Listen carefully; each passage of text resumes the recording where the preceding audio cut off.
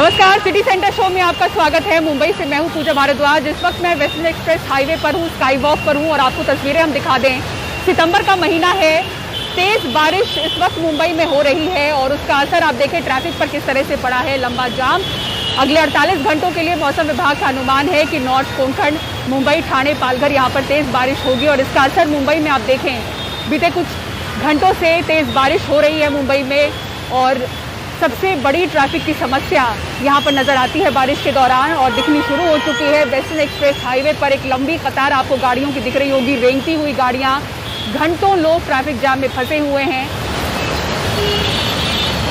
तो इन्हीं तस्वीरों के साथ हम शो की शुरुआत कर रहे हैं और सबसे पहले शो में बात करते हैं किसानों की।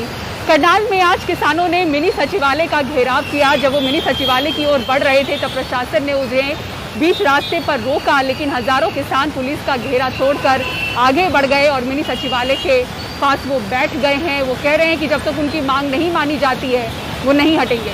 संयुक्त किसान मोर्चा ने बयान जारी कर बताया है कि प्रशासन एसडीएम आयुष सिन्हा को बचाने में लगा है। 3 दौर की बातचीत विफल हो गई। उसके बाद किसान मिनी सचिवालय की तरफ बढ़े। पानी की बौछारें हुई लेकिन किसान रुके नहीं और अब किसान मिनी सचिवालय का घेराव कर चुके हैं। किसानों ने स्पष्ट कर दिया है कि जब तक मांगे नहीं मानी जाएंगी धरना जारी रहेगा। और अभी के क्या हालात हैं इस पर और ज्यादा जानकारी दे रहे हैं हमारे सहयोगी शरद शर्मा। करनाल के लघु सचिवालय के बाहर हजारों किसान जम गए हैं। ये देखिए, ये किसान हैं जो आज करनाल अनाज मंडी से प्रदर्शन करते हुए यहाँ पर घेराव करने आए थे और अब फिलहाल किसानों ने तय किया है कि फिलहाल यहीं पर धरना जारी रहेगा। और जहां एक तरफ किसान बैठे हुए हैं वहीं दूसरी तरफ जो पुलिस बल है उसको भी यहां पे तैनात रहना है, क्योंकि हरियाणा जो है ये मुख्यमंत्री मनोहर लाल खट्टर का अपना इलाका है और लघु सचिवालय को घेरने का मतलब ये है कि सीधा उनको चैलेंज किया गया है। किसान जो हैं वो ये मांग कर रहे हैं कि जो आयुष सिन्हा हैं, जिन्होंने जो एसडीएम थे करनाल के, जिन्होंने ये बात कही थी कि कोई भी किसान अगर बैरिकेड क्रॉस करता है तो उसका सर फोड़ दो, तो उस पर कार्रवाई की जाए। इसको लेकर बहुत लंबी बातचीत किसानों और जो करनाल का प्रशासन है इसके बीच में चली, लेकिन कोई बात नहीं बन पाई। और अब जो है किसान यहाँ पर लघु सचिवालय के बाहर आकर बैठ गए हैं और इनकी मांग है कि जब तक उस एसडीएम पर जो अब चंडीगढ़ में ट्रांसफर कर दिए गए हैं उन पर कार्रवाई नहीं होती तब तक यहाँ पर ये जो धरना है ये चलता रहेगा। किसानों का ये भी कहना है कि वो बातचीत के लिए तैयार हैं, लेकिन फिलहाल ये जो धरना यहाँ पर लगा दिया है लघु सचिवालय के बाहर, ये फिलहाल चलता रहेगा। करनाल के लघु सचिवालय से अपने कैमरा सहयोगी अश्विनी मेहरा के साथ में शरद शर्मा, एनडीटी मीडिया। और दिल्ली विश्वविद्यालय में 15 सितंबर से 50% क्षमता के साथ कक्षाएं शुरू होने जा रही हैं। विस्तृत दिशा निर्देश जारी किए गए हैं जिसके तहत बताया गया है कि अंडर ग्रेजुएट और पोस्ट ग्रेजुएट के अंतिम वर्ष के छात्रों के लिए ऑफलाइन मोड में 50% क्षमता के साथ कक्षाएं शुरू हो रही हैं। और ज्यादा जानकारी दे रहे हैं अपनी इस रिपोर्ट में सौरभ शुक्ला। लगभग 18 महीने बाद दिल्ली विश्वविद्यालय में कक्षाएं शुरू होने जा रही हैं। दिल्ली विश्वविद्यालय ने छात्रों और शिक्षकों के लिए विशेष दिशा निर्देश जारी किए हैं। दिल्ली विश्वविद्यालय प्रशासन के मुताबिक चरणबद्ध तरीके से कक्षाएं खोली जाएंगी। पहले चरण में स्नातक और परास्नातक के आखिरी वर्ष की कक्षाएं शुरू की जाएंगी। प्रयोगात्मक विषय वाले 50% छात्रों को ही बुलाया जाएगा। विश्वविद्यालय की लाइब्रेरी छात्रों के लिए खोल दी गई है। हॉस्टल में रहने वाले छात्रों को कोरोना के दोनों टीके लगवाने होंगे। बाकी छात्रों को कक्षा में आने के लिए कम से कम 1 टीका लगवाना होगा। विश्वविद्यालय के लगभग सभी शिक्षक और स्टाफ कोरोना का टीका लगवा चुके हैं। प्रत्येक छात्र को स्व घोषणा पत्र भरना और जमा करना होगा। दिल्ली विश्वविद्यालय में हम पूर्ण रूप से डीडीएमए की गाइडलाइंस को फॉलो करने जा रहे हैं और कल से ही हमने लाइब्रेरी को खोलना शुरू कर दिया है। हम चरणबद्ध तरीके से यूनिवर्सिटी को खोलेंगे और बार बार उसकी समीक्षा करते रहेंगे। जैसे जैसे हमें लगेगा कि सब चीजें नियंत्रण में चल रही हैं, हम और ज्यादा अपने आप को खोलते चले जाएंगे। छात्र संगठनों का कहना है कि दिल्ली विश्वविद्यालय कैंपस में ही छात्रों के लिए वैक्सीनेशन का इंतजाम करे और हॉस्टल के लिए जल्द पंजीकरण शुरू कराया जाए। मेरी दिल्ली विश्वविद्यालय प्रशासन से मांग है कि सबसे पहले तो कैंपस के अंदर ही छात्रों को जो अभी तक वैक्सीनेट नहीं हो पाए हैं उनको वैक्सीनेशन करने की फैसिलिटी करी जाए जल्द से जल्द उपलब्ध। और साथ के साथ दिल्ली विश्वविद्यालय में खाली दिल्ली का छात्र नहीं है, पूरे देश का छात्र पढ़ने आता है, तो दिल्ली विश्वविद्यालय के अंदर जो हॉस्टल्स हैं उनको तुरंत खोला जाए, जिससे कि जो भी छात्र बाहर से आता है उसको कोई भी तकलीफ ना हो। हॉस्टल में रहने वाले हर छात्र को 72 घंटे के भीतर कोरोना की RT-PCR नेगेटिव जांच रिपोर्ट देनी होगी। कंटेनमेंट जोन में रहने वाले छात्रों, शिक्षकों और कर्मचारियों को विश्वविद्यालय परिसर में आने की अनुमति नहीं है। विश्वविद्यालय परिसर में प्रवेश के लिए सभी को मास्क लगाना अनिवार्य रहेगा। दिल्ली विश्वविद्यालय के प्रशासन की माने तो प्रशासन पूरी कोशिश कर रहा है कि नवंबर तक दिल्ली विश्वविद्यालय की सभी फिजिकल क्लासेस शुरू कर दी जाएं। लेकिन सब कुछ निर्भर करेगा देश में और खासकर देश की राजधानी दिल्ली में कि कोरोना के मामले बढ़ तो नहीं रहे। सहयोगी मोहम्मद मुसरीन के साथ नई दिल्ली में सौरभ शुक्ला, NDTV इंडिया। और मुंबई के पूर्व पुलिस कमिश्नर और वर्तमान DG होमगार्ड परमवीर सिंह के खिलाफ जमानती वारंट जारी हुआ है। पूर्व गृह मंत्री अनिल देशमुख के खिलाफ 100 करोड़ रुपए की वसूली का जो आरोप है, उस मामले की जांच कर रहे चांदीवाल आयोग ने परमवीर सिंह को बयान दर्ज करने के लिए बुलाया था, लेकिन बार बार बुलाए जाने के बावजूद हाजिर नहीं होने पर उनके खिलाफ जमानती वारंट जारी हुआ है। सुनील सिंह की रिपोर्ट देखिए। मुंबई पुलिस के पूर्व पुलिस कमिश्नर परमवीर सिंह की मुश्किलें और बढ़ गई हैं।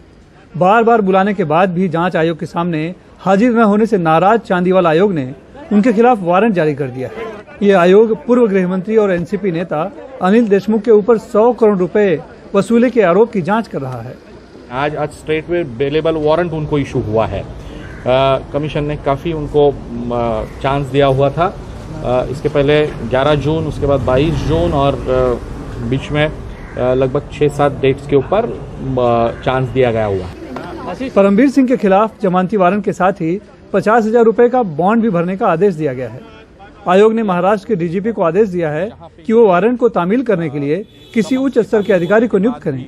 जो उनका लास्ट नोन एड्रेस होगा वहाँ पे जाके उनके ऊपर बेलेबल वारंट एग्जीक्यूट करना होगा। उनको वहाँ रहना जरूरी होगा सामने। बिल्कुल, जिसके ऊपर एग्जीक्यूट होता है वो है तो ही एग्जीक्यूट होता है, नहीं तो एग्जीक्यूशन नहीं हो सकता है। मुंबई के पूर्व पुलिस आयुक्त परमवीर सिंह और पूर्व गृह मंत्री अनिल देशमुख के बीच जारी लड़ाई ऐसे अजीब मोड़ पर पहुंच गई है कि अलग अलग मामलों में अलग अलग एजेंसियों द्वारा दोनों के खिलाफ लुकआउट सर्कुलर जारी कर उनके देश छोड़ने पर रोक लगा दी गई है, क्योंकि दोनों ही एजेंसियों की पहुंच से बाहर हैं और बार बार बुलाए जाने के बाद भी पूछताछ के लिए हाजिर नहीं हो रहे हैं।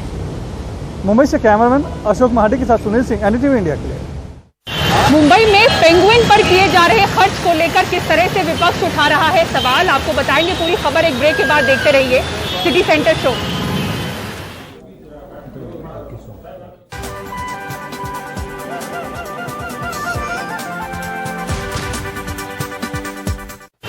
और कोरोना के इस संकट काल में महाराष्ट्र सरकार पेंगुइन पर जो खर्च कर रही है और करने जा रही है, उसको लेकर विपक्ष सवाल उठा रहा है।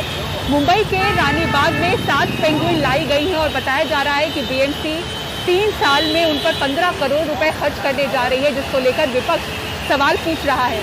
सोहित मिश्रा की रिपोर्ट देखिए। मुंबई के प्रसिद्ध रानी बाग की ये 7 पेंगुइनें 2016 में दक्षिण कोरिया से लाई गईं। अब इनकी देखभाल के लिए BMC ने 3 साल के लिए 15 करोड़ 26 लाख का टेंडर निकाला है, जबकि विपक्ष याद दिला रहा है कि ये खर्च घटाने का समय है। कॉस्ट कटिंग जो है अब महानगर पालिका को अभी करना जरूरी है। 15 करोड़ जो है हर महीना 45 लाख रुपीस खर्चा कर किया जा रहा है और इसमें कहीं ना कहीं कॉस्ट कम हो सकते हैं, लेकिन महानगर पालिका जो है उस हिसाब से देख ले रही है और ये जो पैसा जो है ये मुंबई करके टैक्स पेयर के पैसा है, ये महानगर पालिका सोचना चाहिए। सत्ता पक्ष विपक्ष के कटघरे में इसलिए भी है क्योंकि सितंबर 2021 तक इन पेंगुइन पर 11.5 करोड़ रुपए खर्च किए गए हैं। अब अगले 3 साल तक इन पर 15 करोड़ 26 लाख रुपए खर्च करने की योजना है। ये खर्च उस समय हो रहा है जब BMC के कई प्रोजेक्ट पैसों के कारण ठप पड़े हैं। BMC स्कूलों में रखरखाव के लिए 150 करोड़ के प्रोजेक्ट को होल्ड पर रखा गया है। अक्टूबर 2021 तक सड़कों की मरम्मत शुरू होनी थी, जिसके लिए 1200 करोड़ रुपए खर्च होने थे, उसे भी होल्ड पर रखा गया है। मुंबई की महापौर इस सवाल में राजनीति देख रही हैं। हर एक बात पे राजनीति करके जो इसका खर्चा उसका वो नियोजन आयोजन पूरा महानगर पालिका एक प्राधिकरण है, वो कर रहे हैं ना। और हमें भी लग रहा है कि बाबा कितना खर्चा हो सकता है, कम कर सकते हैं क्या, उसका भी जायदा चालू है। बस हमें राजनीति करनी। पेंगुइन मरा तो क्यों मरा, पेंगुइन का अभी मेंटेनेंस कर रहे तो क्यों कर रहे, ऐसा नहीं होता है। एनिमल एक्टिविस्ट भी मानते हैं कि इन जानवरों को अपने प्राकृतिक वास से निकालकर एक जगह पर बंद रखना सही नहीं है।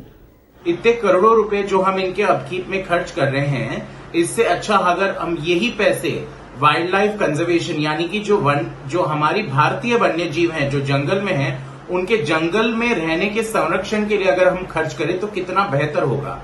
तो पीटा का यही कहना है इसमें कि ये खर्चा और जितने भी एनिमल्स बाहर विदेश से लाए जा रहे हैं इंपोर्ट करके, इतने करोड़ रुपए खर्च करके फिर उनको बंद करके रख दिया जाता है एक एनक्लोजर में जो कुछ हजार स्क्वायर फीट का होता है, जबकि जंगल में वो किलोमीटर और किलोमीटर तक अपनी गश्त लगाते हैं। तो ये बिल्कुल ही अननेसेसरी है, ये क्रूअल है और ये एक बिल्कुल टैक्स पेयर का जो वेस्ट ऑफ मनी। लेकिन इन पेंगुइनों को भी मरने नहीं छोड़ दिया जा सकता है।